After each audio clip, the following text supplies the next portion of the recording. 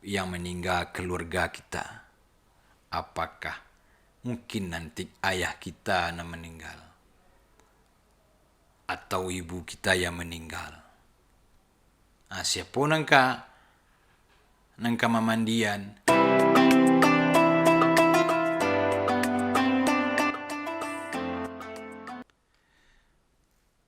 Assalamualaikum warahmatullahi wabarakatuh. Alhamdulillah alladzi khalaqal mauta wal hayata liyabluwakum ayyukum ahsanu amala. Ashhadu an la ilaha illallah wa ashhadu anna Muhammadan abduhu wa rasuluh sallallahu alaihi wasallam alladzi la nabiyya ba'dah. Allahumma fassalli wa sallim wa barik ala sayyidina Muhammadin wa ala alihi wa ashabihi ajma'in.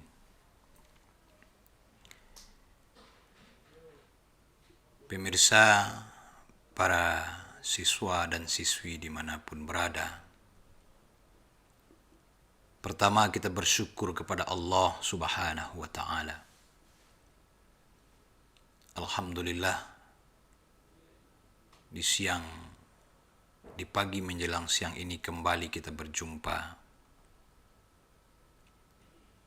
dalam rangka menambah wawasan keilmuan kita. Di samping menambah wawasan keilmuan kita, ini juga bahagian daripada ibadah kita. Karena kewajiban menuntut ilmu itu adalah fardu ain. Dan orang yang dalam menuntut ilmu itu dinamakan dengan sabilillah, orang yang berjuang di jalan Allah. Oleh karena itu, segala puji dan syukur kita ucapkan kepada Allah Subhanahu wa ta'ala. Semoga selalu Allah curahkan ilmunya kepada kita. Allah berikan ilmunya karena yang punya ilmu itu Allah. La ilma lana illa ma 'allamtana. Yang memiliki ilmu itu Allah Subhanahu wa ta'ala. Kita ini hanya Allah titipkan sedikit ilmu. Semoga Allah Subhanahu wa ta'ala tetap menitipkan ilmu itu kepada kita. Salawat dan salam kita doakan semoga selalu tercurah buat baginda Rasul Muhammad sallallahu alaihi wasallam sebagai panutan kita, sebagai uswah kita dalam segala aspek kehidupan. Pemirsa, anak-anak ustaz dimanapun berada, kesempatan ini topik pembahasan kita berkaitan dengan salat jenazah. Di antara bahagian dari penyelenggaraan jenazah itu adalah salat jenazah. Nah, kalau kita melihat materi tentang salat jenazah itu, insya Allah ketika para siswa dan siswi itu sungguh-sungguh belajar tentang salat jenazah saja, insya Allah tidak begitu lama materi itu akan dapat kamu pahami. Tetapi sebelum itu perlu kita fahami bahwa hukum salat atau menyolatkan jenazah itu hukumnya fardu kifayah. Begitu juga memandikan jenazah. Begitu juga dengan mengkhafani jenazah, menguburkan jenazah. Nah, keseluruhan itu mencakup kepada penyelenggaraan jenazah. Dan itu merupakan kewajiban bagi kita yang hidup. Jadi, kalau bolehlah kita fahami, itu kewajiban bagi kita yang hidup. Bagi si mayat, tidak ada masalahnya. Kok kadi salat, anda kadi salatkan, kok kadi mandian, tidak kadi mandian. Tetapi ketika tidak dimandikan, ketika tidak disolatkan jenazah, maka ketika itulah kita semua ini berhutang. Nah, oleh karena itu, perlu kiranya kita memahami bahwa menyelenggarakan jenazah itu hukumnya fardu kifayah. Tetapi menuntut ilmu tentang penyelenggaraan jenazah itu fardu ain. Artinya wajib bagi kita masing-masing awak menuntut ilmu bagaimana menyelenggarakan jenazah itu. Sebab kenapa setiap kita, terutama yang laki-laki, memiliki kewajiban. Kok ada yang meninggal keluarga kita. Apakah mungkin nanti ayah kita yang meninggal? Atau ibu kita yang meninggal? Siapa nangka memandian, siapa nangka menghafani. Walaupun ada orang sekeliling kita, ada masyarakat yang hadir, tetapi kita kan tidak bisa berharap banyak. Syukur-syukur kalau salamoko hablum minan nas, artinya hubungan kita sesama manusia, bertetangga, bermasyarakat bagus, ya banyaklah orang datang. Tapi kalau tidak ada datang, dicari lo ustaz nak lo di rumah. Dicari lo orang alim-alim yang lain, tanya tu orang bertangguh. Tanyalah kalau ada di daerah tu, yang di daerah itulah dulu, yang nak faham di daerah itu. Akhirnya siapa? Kalau kita tidak memiliki ilmu tentang penyelenggaraan jenazah itu, akhirnya terlunta-luntalah barangkali orang tua kita, ibu kita, ayah kita. Sehingga kadang-kadanglah meninggal di pagi hari sebelum subuh. Ketika sahur. Alah bikola lewat lo zuhur. Masih belum juga diselenggarakan. Kenapa menunggu? Siapa yang ditunggu? Orang yang akan menyelenggarakan. Tapi kalau anaknya bisa, keluarganya bisa, tidak perlu menunggu. Siapa yang harus ditunggu? Dan untuk apa kita tunggu? Nah, oleh karena itu, penting dan wajibnya itu wajib ain.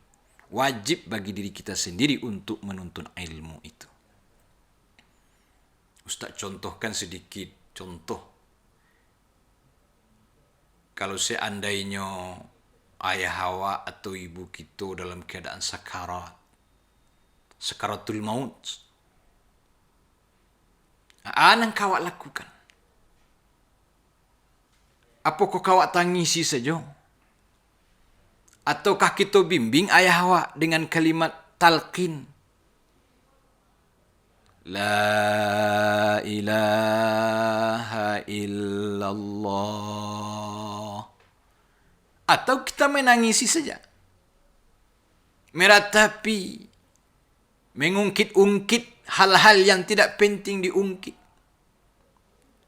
yang tidak perlu disampaikan. Tapi kalau awak mampu, kita bisa. Awak caliak.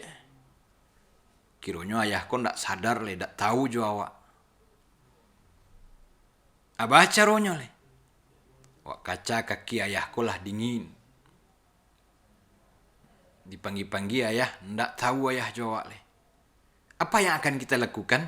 Nah, yang kita lakukan membimbing ayah dengan cara mentalkinkan. Nah, itu contoh. Atau mungkin memandikan. Sebenarnya memandikan jenazah itu kan tidak begitu sulit. Cuma, karena ilmunya tidak ada, berat terasa. Kalau main dimandikan tidak kah? Beda kalau ayah awak masih sehat. Atau jangankan ayah awak, adik awak disuruh di ayah atau ibu awak dimandikan. Bermacam-macam caranya. Nah, kadang-kadang sedang baru disiram dia awak, bangihnya, dingin. Kalau mayat kan tidak. Kok kadipangan, apa yang akan dilakukan terhadap mayat itu, mayat kan tidak akan mengapa-ngapa. Cuma karena ilmunya tidak ada, akhirnya kan kasihan kita. Apalagi kalau ayah kita, ibu kita punya aib, Masya Allah. Inna lillahi wa inna ilaihi raji'un.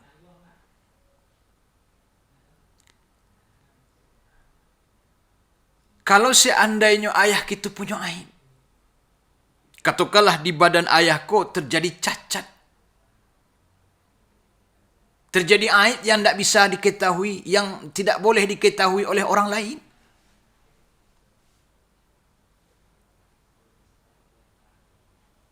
Tapi kalau awak yang menyelenggarakan, awak yang memandikan, kita bisa menutupi.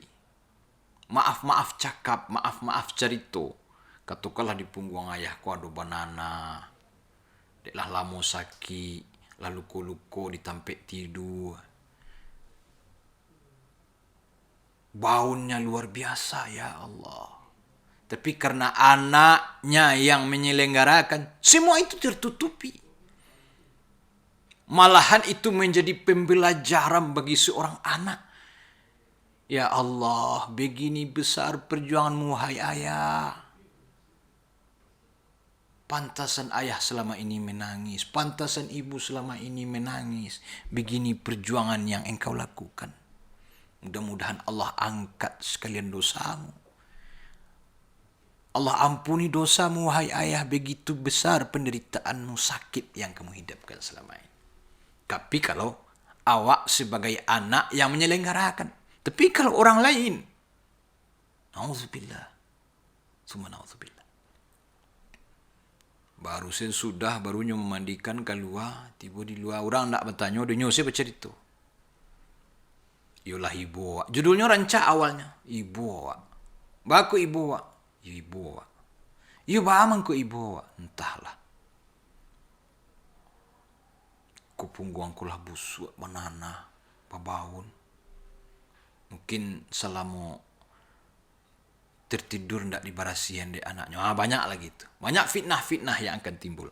Nah, oleh karena itu, ketika kita mampu dan kita pelajari, ketika kita hari ini kita pelajari bagaimana menyelenggarakan jenazah, mulai dari mentalqinkan sampai bisa menguburkan. Itu insya Allah pertama tanggung jawab kita akan bisa tertunaikan. Nah, sekarang karena topik pembahasan kita lebih agak sedikit dikhususkan tentang solat saja. Nah, baru Ustaz sampaikan bagaimana solatnya. Solat jenazah itu. Nah, kalau mungkin kita bahas pula memandikan, rasanya tidak cukup waktu kita untuk itu. Kalau kita bahas pula bagaimana mengkhafani, tidak cukup untuk itu. Maka kita lebih fokuskan sekarang kepada solatnya. Solat jenazah itu. Solat jenazah yang pertama, jenazah ini berarti sudah selesai dimandikan, sudah selesai dikafani. Itu sudah pasti. Nah, biasanya apakah kan kita bawa mayat itu ke masjid, ke musalla, atau mungkin di rumah saja. Nah, lalu kita selenggarakan salatnya. Yang jelas, di mana posisi imam. Itu yang pertama dulu. Bagaimana cara meletakkan jenazah itu. Nah, biasanya jenazah itu kalau di kita lah tahu saja tu orang nak membawa jenazah. Nah, boleh yang membawa jenazah itu sudah sering melakukan kegiatan sosial, artinya di kampung tu nyolah aktif. Allah tahunya tu di mana letak bagian kepalanya, di mana arah kama kakinya. Nah, kalau di awak biasanya kakinya tu kepalanya di arah ke utara, kakinya ke arah selatan. Nah, jadilah terletak posisi jenazah tadi seperti itu. Awak tinggal lagi imam berdiri. Cuma kalau tak tahu di mana tagak, tu sembarang tagak saja. Satu. Dan kedua, yang meninggal ini laki-laki atau perempuan. Itu harus kita fahami dulu. Kalau seandainya yang meninggal itu adalah laki-laki, maka kita sebagai imam anaknya, katakanlah ayah awak meninggal laki-laki, kemudian awak yang mensolatkannya berdiri di mana? Posisi kita tepat sejajar dengan kepala. Jadi tagak awak setantang kepala mayat tu. Kan orang lah tahu engkau kepalanya kau arah ke utara, biasanya arah ke kanan awak tu. Nah setelah itu lanjut, kalau seandainya jenazah itu perempuan, di mananya kita berdiri? Nah sejajaran dengan pinggul atau sejajaran dengan pinggang rahim. Nah, kalau lah pas posisi apa yang kita lakukan lagi? Nah, barulah kita pasang niat. Lah tagak awak tentang kepala.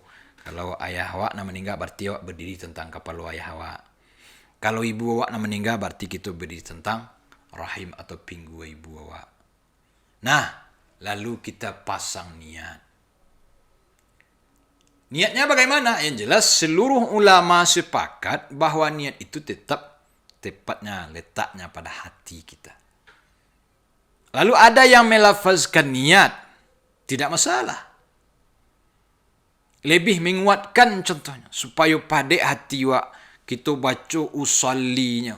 Apakah terdengar di telinga wak atau tak terdengar di telinga wak sendiri? Katakanlah usalli ala hadzal maiti. Kalau laki-laki ayah awak nak meninggal. Usalli ala hadzal maiti arba'a takbiratin fardal kifayati lillahi ta'ala. Itu niatnya. Oh tak dapat dia awak tu ustaz. Tu ba'alai. You tak dapat. Niatkan dalam hati. Bersuak menyalatkan mai ini. Mait nado di hadapan awak tu. Siana nado di hadapan awak tu, sembarang senam pokoknya mait. Ya. Tapi kalau nak kuat hati awak, umpamanya nak pada awak ingin baca jo usali, tafaddal, silahkan. Tapi kalau ndak, tidak ada masalah. Yang jelas dalam niat kita, kita mensolati jenazah ini. Satu.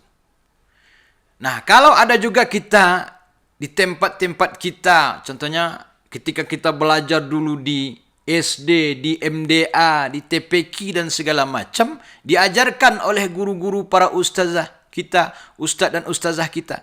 Kata beliau apa? Kalau seandainya laki-laki mayatnya, ini niatnya apa? Usalli ala hazal maiti. Hazal maiti berarti laki-laki. Tapi kalau perempuan, usalli ala hazihil maitati.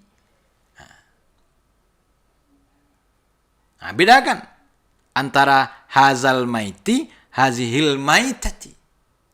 Kalau untuk laki-laki hazal maiti, kalau untuk perempuan hazihil maitati. Mana kau pakai? Kalau laki-laki berarti hazil maiti. Hazal maiti. Tapi kalau untuk perempuan hazihil maitati. Itu contohnya. Tapi kalau seandainya tidak bisa itu doh membedakan kita tidak mampu, silahkan niatkan dalam hati berasa kita menyalatkan jenazah ini. Satu. Nah, kemudian takbir. Allahu Akbar. Seperti biasanya salat jenazah itu kan tidak punya ruku. Tidak pakai doa iftitah. Langsung kita baca. Apa yang kita baca? Di takbir pertama kita baca suratul Fatihah. Kita angkat takbir Allahu Akbar. Tak usahlah dibaca Allahumma ba'id atau kabirau. Langsung saja. Bismillahirrahmanirrahim. Alhamdulillahi Rabbil Alamin. Ar-Rahmanir-Rahim. Maliki yawmiddin. Iyyaka na'budu wa iyyaka nasta'in. Sampai selesai. Ghairil maghdubi alaihim. Nah, lanjut kepada takbir yang selanjutnya. Berarti takbir yang kedua. Allahu Akbar. Nah, membaca takbir tu cobalah Allahu Akbar. Nah, bawa jo hati membaca takbir. Sebaiknya kau bukan takbir kita pai parang Allahu Akbar, bukan begitu. Allahu Akbar. Kalau takbir Allahu Akbar tu di parang di medan perang, tu membangkitkan semangat dia. Tapi kalau ndak mengubudiahkan diri tu Allahu Akbar. Nah, apa kita baca lain? Salawat. Apa bunyinya salawat? Allahumma salli ala Muhammad. Kalau kita pakai Sayyidina, Allahumma salli ala Sayyidina Muhammad wa ala ali Sayyidina Muhammad kama sallaita ala Sayyidina Ibrahim wa ala ali Sayyidina Ibrahim sampai selesai. Innaka Hamidum Majid. Oh, kalau seandainya selawat nak dapat dia sepanjang tu Ustaz, nak dapat sepanjang tu Pak. Bagaimana caranya? Cukup kita baca Allahumma salli ala Muhammad wa ala ali Muhammad. Allahumma salli ala Sayyidina Muhammad wa ala ali Sayyidina Muhammad. Cukup. Sudah 2 takbir kita. Pertama Al-Fatihah, kedua salawat. Nah, kita lanjut takbir yang ketiga. Karena dia 4 takbir. Kita lanjut takbir yang ketiga, Allahu Akbar. Kita baca doa untuk si mayat. Apa doa untuk si mayat? Allahumma ufir lahu warhamhu wa'afihi wa'fu anhu. Kalau cukup sampai di situ, selesai. Bagi yang tidak dapat yang panjang, boleh. Dia awak tak dapat yang panjang, Allahumma ufir lahu warhamhu wa'afihi wa'fu anhu wa akrim nuzulahu. Sampai selanjutnya tak sampai dia awak tu. Cukup sampai wa'afihi wa'fu anhu. Cukup selesai. Tapi kalau dapat yang panjang, alhamdulillah. Tapi kalau tak cukup sampai di situ saja. Nah, kemudian takbir yang keempat. Di takbir yang keempat, Allahu Akbar. Allahumma la tahrimna ajrahu wa la taftinna ba'dahu sampai selesai. Lalu ada orang takbir yang keempat Allahu Akbar. Assalamualaikum warahmatullahi. Assalamualaikum warahmatullahi. Ada yang seperti itu kita temukan nanti, ya tidak masalah. Berbeda pendapat ulama tentang itu. Ada yang membaca doa, ada yang cukup yang dihitung itu adalah takbirnya Allahu Akbar. Langsung saja dia Assalamualaikum warahmatullahi wabarakatuh. Itu tidak masalah. Yang jelas kepada anak-anak ustaz sekalian, bagi kamu hari ini masih waktunya belajar. Belajar. Maka isilah dadamu dengan ilmu pemahaman keagamaan. Terutama tentang penyelenggaraan jenazah ini, karena ini merupakan fardu ain untuk kita masing-masing. Sebab ini kerjanya tidak begitu sulit, tidak begitu susah. Cuma kalau tidak tahu ilmunya, inilah yang menjadi agak berat. Oleh karena itu tambah ilmu. Terutama berkaitan dengan penyelenggaraan jenazah. Mulai dari tadi memandikan, menghafani, mensolatkan, sampai menguburkan. Nah, dan ketika pas waktu ini, di waktu yang singkat terbatas ini, kita membahas tentang salat jenazah. Jadi dari salat jenazah yang tadi, semoga bisa kita fahami bahwa ada 4 takbir, kemudian dimulai dengan niat 4 takbir. Takbir pertama kita baca Al-Fatihah, kedua kita baca salawat. Salawatnya boleh yang panjang, boleh yang pendek. Kemudian begitu doa untuk si mayat cukup Allahumma ighfir lahu warhamhu wa'afihi wa'fu anhu kalau tidak dapat seluruhnya, tapi kalau dapat seluruhnya itu lebih bagus. Kemudian yang terakhir doa takbir yang keempat doa untuk kita yang ditinggalkan. Ada ulama yang membolehkan tidak membaca, ada ulama yang membolehkan. Tapi setidaknya kalau betul-betul tidak dapat dan waktu itu terdesak, waktu itu darurat, maka silahkan. Tapi selagi ada waktu, tambah ilmu, belajar, karena satu saat nanti kita butuh ilmu itu. Barangkali itu yang dapat Ustaz sampaikan. Kiranya terdapat kealfaan dan kesalahan. Dan kepada anak-anak Ustaz sekalian, silahkan tambah ilmu kalau belum hafal doa-doa yang tentang berkaitan dengan penyelenggaraan jenazah tadi, apalagi tentang salat, bil khusus tentang salat, silahkan kamu hafal nak. Minimal tidak mungkin yang panjang, minimal yang pendek kamu harus tahu. Kita tutup dengan doa kafaratul majlis. Subhanakallahumma wa bihamdika asyhadu an la ilaha illa anta astaghfiruka wa atubu ilaik. Berbanyak maaf. Assalamualaikum warahmatullahi wabarakatuh.